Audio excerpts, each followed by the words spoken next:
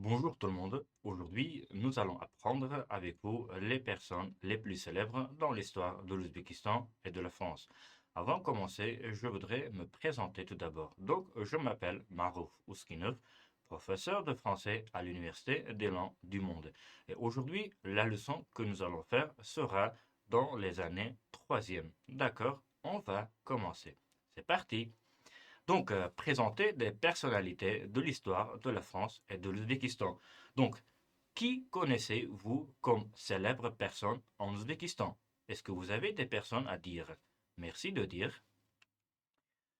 Donc, je peux citer beaucoup de personnes vraiment très très connues dans l'histoire de l'Ouzbékistan. Mais quand même, je voudrais commencer par Ibn Sina, qui est vraiment très connu dans l'histoire de médecins, même de l'Ouzbékistan, même dans le monde entier. Alors, est-ce que vous avez des informations pour Ibn Sina? Donc, on va lire un petit peu. Donc, Ibn Sina, né le 7 août, 1980 à Afshan, près de Bukhara, est mort à Hamadan 1037. Donc, ça se convient plutôt en Iran. Il est l'auteur d'ouvrages de référence de médecins et en philosophie, ainsi que la psychologie, les sciences voisines comme l'astronomie, l'alchimie, principalement en langue arabe, ça c'est écrit. On peut dire Ibn Sina a appris beaucoup de choses, beaucoup de sciences quand il était plus jeune. Son père, lui, a dédié à une personne qui était un médecin et son médecin lui a appris beaucoup de choses dans son enfance. Est-ce que vous avez des informations pour Ibn Sina? Merci de me dire. Donc, on va passer plus à une autre personne vraiment très célèbre dans l'histoire de l'Ouzbékistan. Alors, est-ce que vous savez, ça peut être qui? C'est parti, on va voir. Donc, c'est Al-Khwarazmi qui est né à Khwarezm. Al-Khwarazmi est une personne vraiment très connue dans l'histoire de l'Ouzbékistan, même dans l'histoire de mathématiques. Al-Khwarazmi est né dans les années 780, probablement à Khiva, dans la région de Khwarezm, d'où il prend son nom. Dans l'actuel Ouzbékistan, mort vers 850 à Bagdad. Donc, il est un mathématicien, géographe, astrologue, comme vous voyez, et puis astronome, membre de la Maison de la Sagesse de Bagdad. Ses écrits rédigés en langue arabe, puis traduits en latin depuis 1012e siècle, ont permis l'introduction ou de l'algèbre en Europe. Alors, je vous dis que vous allez, si vous voulez, vous devez, ou bien vous pouvez trouver beaucoup d'informations dans Internet. Donc, la personne que nous allons voir, c'est Amr Temur. Amr Temur est une personne vraiment très célèbre dans l'histoire de l'Ouzbékistan, dans l'Asie centrale, même dans l'histoire aussi. Amr Temur, chef d'un clan turc-mongol, vivait près de Samarcande en 1363. Il abattait la puissance mongole. Il se proclama d'abord roi de Transaction en 1380 ou 70 et dicta ses volontés à la Perse. Donc, puis en 1388, il se fit proclamer sultan des musulmans et commença la conquête de l'Asie centrale, puis la Syrie, puis l'Iran. Alors, on peut dire Amr Temur était une personne vraiment très très forte.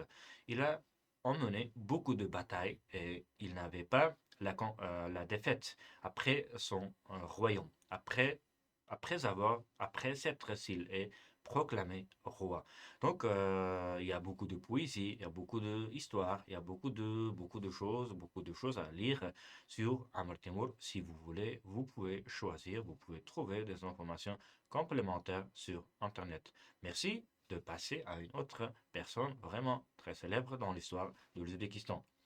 Donc, c'est Alisher Navoï. Alisher Navoï était un poète, était un écrivain. Il a écrit beaucoup de choses quand même. Il est né 1441 et il est mort en 1051. Il est né à Herat. À l'âge de 15 ans, il était déjà célèbre par ses poésies. Il est connu comme poète, grand penseur, homme d'État, fondateur de la littérature ouzbèque. Ses œuvres, Chordevon et Hamsa, sont les deux chefs-d'œuvre de sa vie entière et de la littérature mondiale. Est-ce que vous connaissez ces, ces poésies d'Alisher Navoï? Si oui, merci de raconter à vos proches, à vos parents, à votre famille, parce que apprendre la poésie d'Alisher Navoï, comprendre la poésie d'Alisher Navoï, était vraiment une digne. Merci de passer. Maintenant, avec vous, on va voir les personnes célèbres de l'histoire de la France. Donc, qui peut être la première personne? Qu'en pensez-vous? On verra. Donc, c'est première Gustave Eiffel.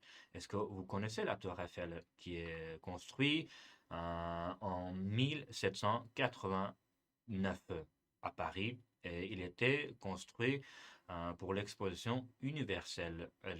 Son auteur, son architecte, son ingénieur était Gustave Eiffel. Gustave Eiffel est né en 1832, ingénieur français, et considéré comme des meilleurs spécialistes mondiaux de l'architecte français métallique. Il a édifié une série de ponts, alors notamment à Paris des viaducs de chemin de fer. La tour qui porte son nom, voilà, à l'origine, elle mesurait 3 mètres de haut. Aujourd'hui, elle s'élève à 300 mètres 20 à cause des émetteurs de la station météo qui la surmonte. Gustave Eiffel a aussi construit la structure métallique de la Statue de la Liberté qui se trouve à New York, qui est offerte en Amérique de Nord.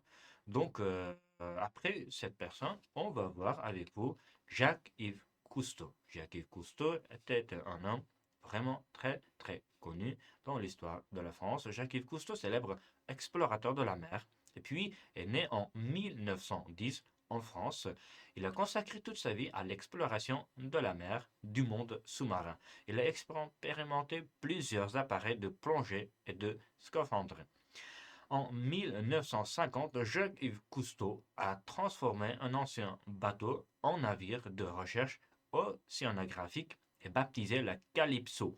Cousteau a tourné des films longs-métrages sous-marins et aussi une série de 60 films documentaires diffusés par la télévision. Donc, les dernières personnes que nous allons voir aujourd'hui, c'est Marie et Pierre Curie. Pierre Curie, physicien français, il commence ses premiers travaux quand il était jeune en collaboration avec son frère Paul.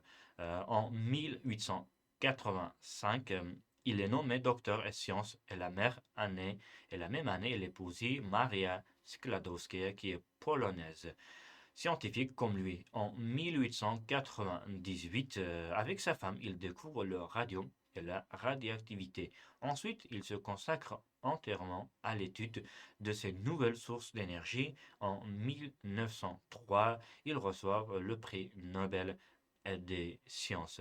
Donc aujourd'hui, voilà ce que nous allons apprendre seront, j'espère, vraiment très utiles pour vos informations, pour savoir, pour apprendre les personnes les plus célèbres dans l'histoire de l'Ouzbékistan et de la France. J'espère que vous allez apprendre par cœur. Merci de votre attention. Aujourd'hui, c'est fini.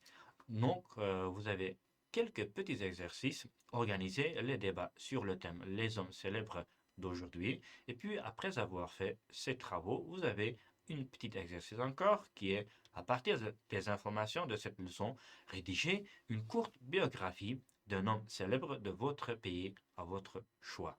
Donc, merci de votre attention. Au revoir.